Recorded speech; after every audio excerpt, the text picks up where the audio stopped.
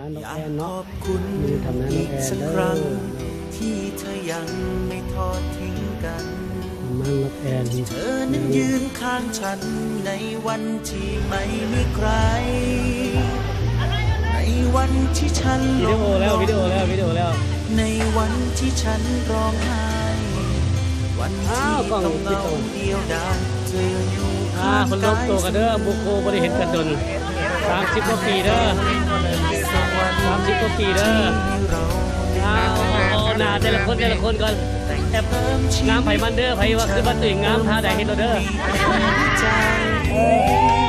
อะไรเพิ่งเป็นผู้เปิดเห็นกันหลายปีอ้าวเลยสมเสยยังคงเท้าหากัน ด้วยศักดิ์ศรีของลูกผู้ชายให้เธอมั่นใจได้เลย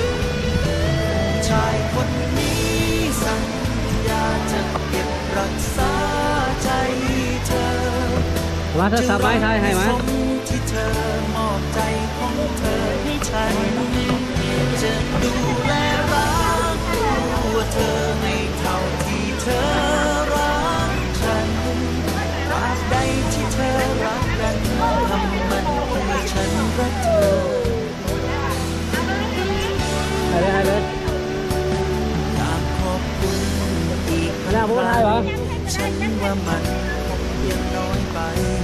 ในตอนนี้ไม่มีคำใดจะอธิบายใจฉัน เราไม่จะสู้กันง่าย ตอนนี้พูดได้คำเดียวขอบคุณที่เธอรักกัน เอาไทยทุกปีก็ได้ แต่ ห นี้ นึ่ และ ง ทุ สอก ง วันฉันจะรักเธอคนเดี ห ยว นึ่งสองหลายไท ชาย ย คนนี้สัญญาจะเก็บรักษาใจ ตอนนี้อีกวิ่งวะ จะรักให้สม ตัวนี้ได้อยู่แล้วพอดีไปแคปได้ตัวนี้ ของเธอ ได้ตัวนี้ ให้ แล้ว ฉันจะดูแลรักตัวเธอให้เท่าที่เธอรักฉันตราบใดที่เธอรักกันคำมันคือฉันรักเธอ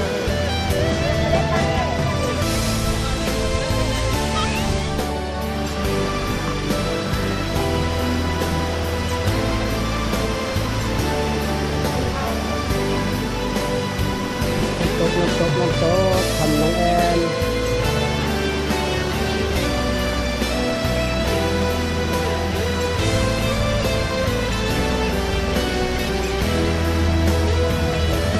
ชายคนนี้สัญญาจะเก็บรักษาใจเธอ จะรักให้สมที่เธอมอบใจของเธอให้ฉัน จะดูแลรักตัวเธอให้เท่าที่เธอ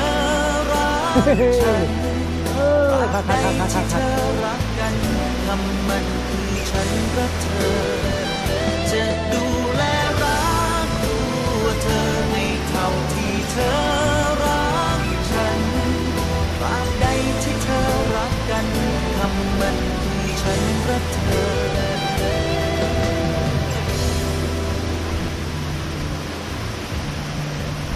ไป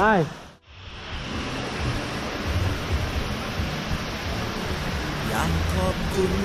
อีกสักครั้งที่เธอยังไม่ทอดทิ้งกันที่เธอนั้นยืนข้างฉันในวันที่ไม่มีใคร ในวัน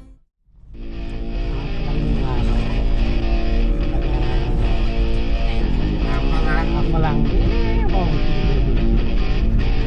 เป็นพลังลงสลิป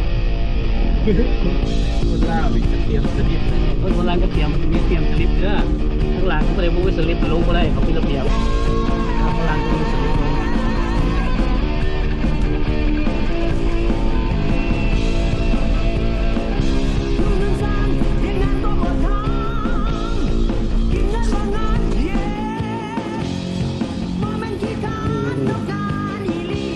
พลังเนาะพลัง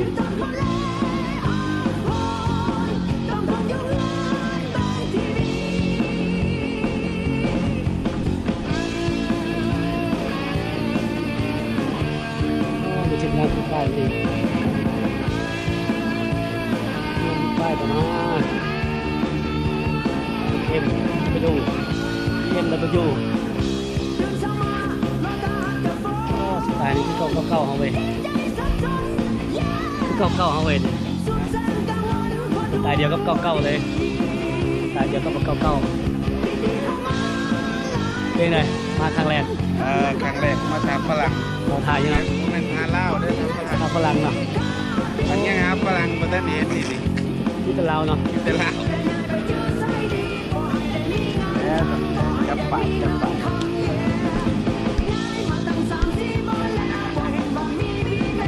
พี่นำ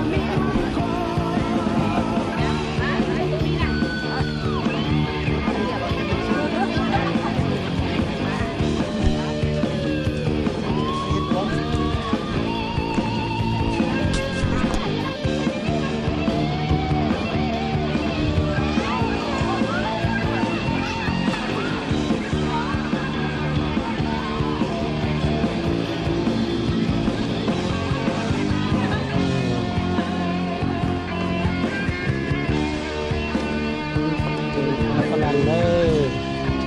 เราก็เคยมาลองมาเป็นงาน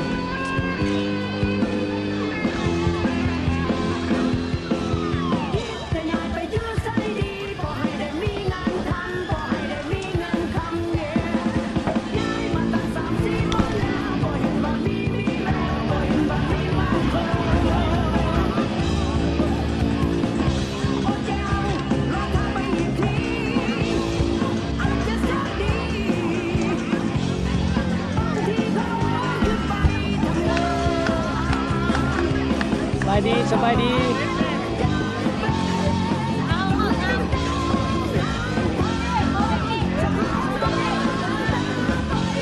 มาถ่ายผู้สาวก่อนเด้อสบายดี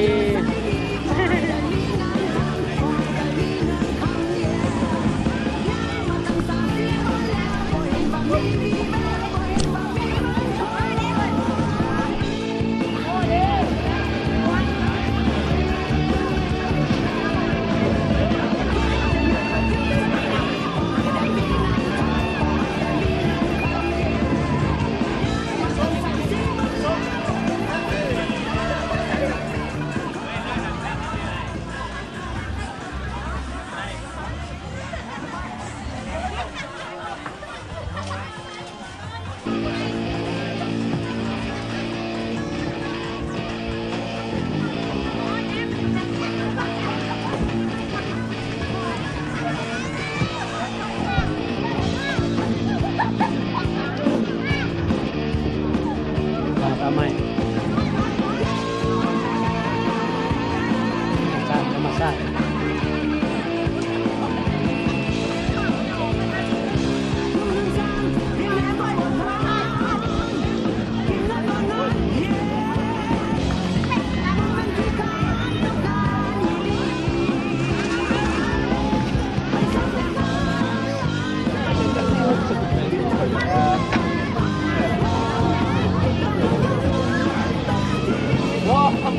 นี่เล็กซ้อมอีกนี่เล็กซ้อมอีก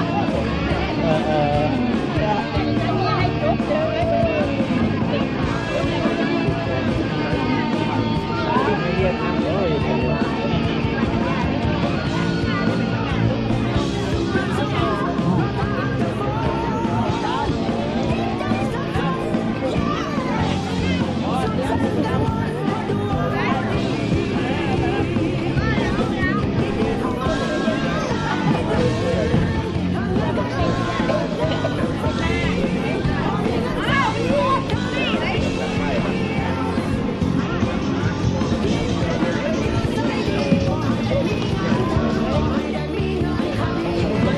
ไม่ใช่ก็ได้จะมันได้เขาก็ได้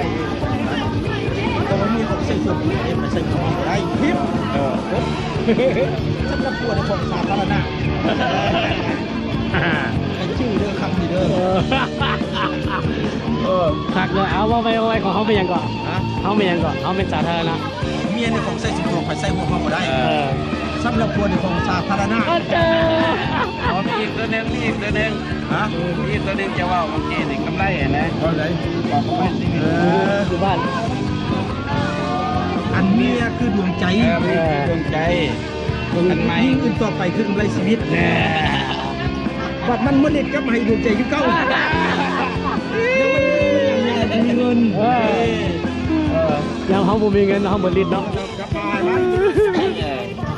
โอ้จะดีเงี้ยน้ำจะดีเงี้ยน้ำ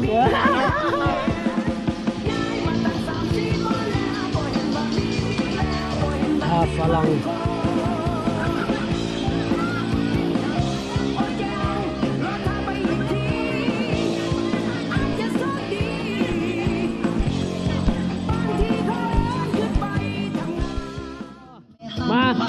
มาวันนี้เริ่มจับจอกเลยเด้อจับจอกย่างเลยเด้อย่างโยกกันหลายเยอะสิต้มก็ส่งเขาให้เราส่งกลุ่มไปส่งเขามาเริ่มเล่าแรกเขาส่งเราเขาสับเรา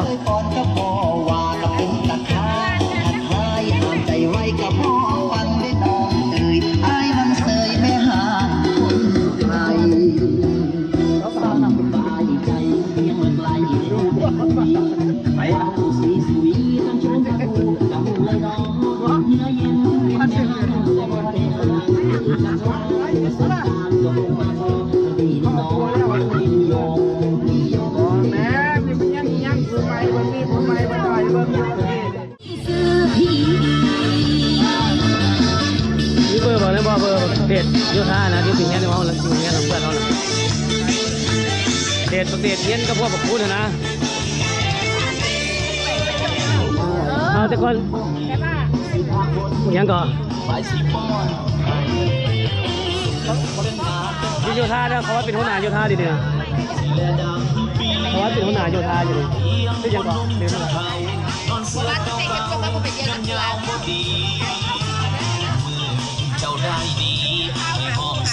ว่าจะคู่เบอร์มันไงทำให้บักลาบักสั้นหูบ่จักซื้ออย่างก็ลืมจริงเลยมันกระเด็ดตัวเนาะ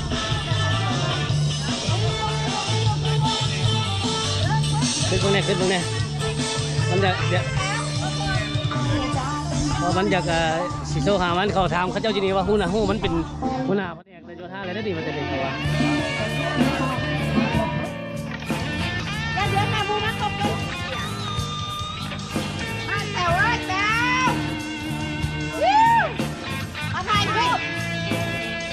เจ้าจ้าวะ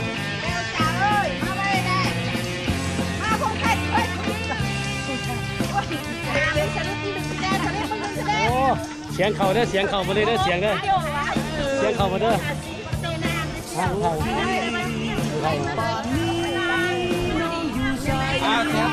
จับดี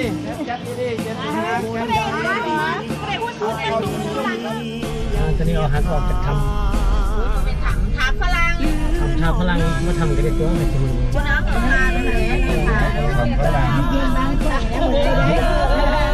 เจ้าภาพเพิ่นว่าบ่ผิดเพิ่นได้พลังเด้อโอ้ยซื่อๆเพิ่นว่าใส่เนี่ย6 โมงยังเหตุการณ์เลยโทรศัพท์จะได้เข้าไปเหตุการณ์อยากขอบคุณอีกสักครั้งที่เธอยังไม่ทอดทิ้งกันที่เธอนั้นยืนข้างฉันในวันที่ไม่มีใครในวันที่ฉันล้มลงในวันที่ฉันร้องไห้วันที่ต้องเหงาเดียวดายเธออยู่ข้างกายเสมอขอบคุณฟ้าสวรรค์ที่ให้เราได้มารักกันแต่งเติมชีวิตของฉันเติมฝันให้เต็มหัวใจขอบคุณที่เธอรักกันขอบคุณที่เธอมั่นใจด้วยศักดิ์ศรีของลูกผู้ชายให้เธอมั่นใจได้เลย